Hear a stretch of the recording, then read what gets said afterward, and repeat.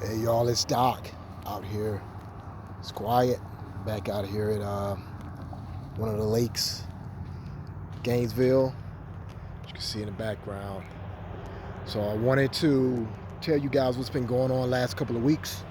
I have not been doing social media to work on some important stuff. Still working on it, but I am definitely going to be back. I have a lot of things that I want to share with everyone. Um, Going ahead and saying that I'm building on several things. One of them, of course, the ministry, which is the private practice with Well Living Counseling Consulting, which is going well. We're hoping that we will finally be able to get some things on the business side taken care of, authorizations and stuff like that. But we definitely will be doing that. Um, I have not been on the sites that deal with apologetics or woke Christians in the conscious community, any of those things, because I've been deep into Bible study. But I have been also informed and also watching and been aware of multiple videos and other things that have been out there, the challenges and the comments and other things that have been done by many people in the Black conscious community. And my fervor as far as doing exactly what God has stated, to reach out to those in the community, that those that are lost, that our brothers and sisters that believe they're a part of it, and then they find out they're not, because God himself is looking for them, and he uses their brothers and sisters to do that, let alone speaking to them himself. Yes, it does happen. That I have decided to take on an endeavor that I put off for a while. I understand why now. I want to do things differently. So there's a bunch of you individuals out there that say that you are reaching the youth, that you are going to do this because us old people, old heads or whatever, I've been, people like myself that are called the OGs and all this other silliness. Um, but you're saying you're going to reach the youth. Well, I'm going to immobilize the youth. So I'm actually have been writing a book for about the past 7 years. I've been doing a lot of research for the past 5 years, dealing specifically with the church, predominantly black churches, the black conscious community, from a scriptural standpoint, from a historical standpoint. I mean, just really hitting a lot of key areas. And I put it off because I felt like, what is it that I want to do specifically when it comes to helping the black church as well as our community? What is it that we need to know and hold up and deem definitely as truth, that we know are truth, because biblically it is truth, it can be proven.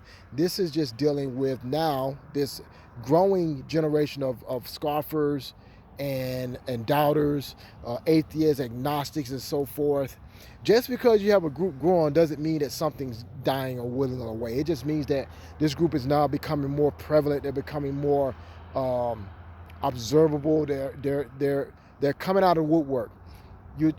I've One of the things that I've learned with this more and more is try to be more respectful, um, and actually had to ask for forgiveness because of the fact of, God, there are times where you get your buttons pushed. You get your buttons pushed, and you respond in a way that doesn't really demonstrate God. And a lot of these guys want that. They want to be able to say, "Now, see y'all, this is what I'm talking about."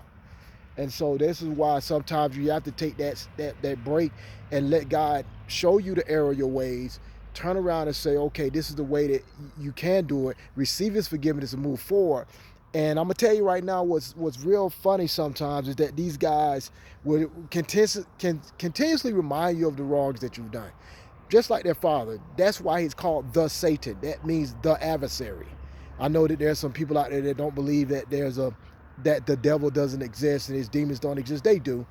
But I also realize that in reality, the blame of evil, the blame of actions, ultimately are the ones who carry it out. Satan has already been punished one time, and there'll be a final punishment. But then all of those that pretty much operate and agree with him by commission or omission, you'll be joining them. And that's what we're trying to preach, this gospel, and give you that what you need to get away from this. But if you want to stay there, that's the choice that you make, free will. And I know a lot of folks are going to have a wrestling match with that statement I just made. But I'm writing this book because I'm going to equip youth and young adults to be able to combat the Black conscious community.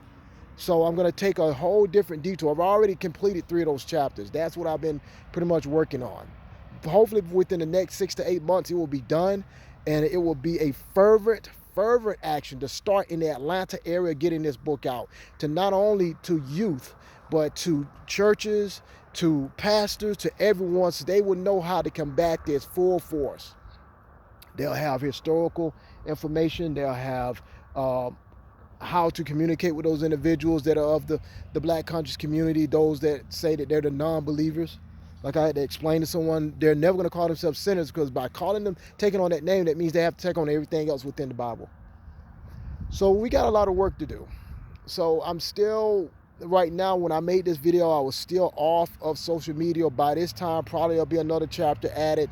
So there, I will be going back and having these dialogues with individuals. Now I have a second reason why I'll be doing this, and I'm not going to reveal that reason. It'll be revealed once some things are done. Everybody will know that's what he's been doing the entire time. I'm Doc. I'm out.